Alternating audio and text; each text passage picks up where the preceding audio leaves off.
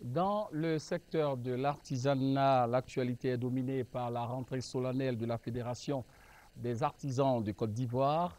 Cette cérémonie de lancement des activités a eu lieu en présence de Konaté Sidiki, ministre ivoirien en charge de l'artisanat, et sa priorité, c'est la redynamisation, mais surtout la modernisation de ce secteur d'activité.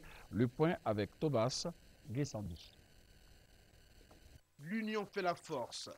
Un très vieux proverbe bien souvent répété sans lui accorder grande attention.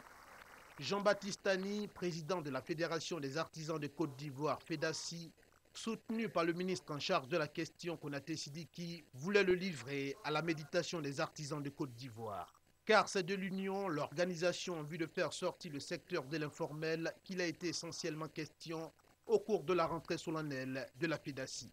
Pour le ministre Konaté Sidiki, qui a tenu à être présent à cette cérémonie, l'artisanat a certes payé un lourd tribut à la crise des postes électorales, mais il n'a pas encore véritablement dit son mot dans le développement économique de la Côte d'Ivoire.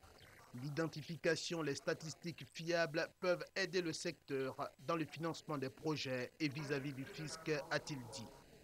Jean-Baptiste Tani a donc saisi l'opportunité pour lever un coin de voile sur les grands projets.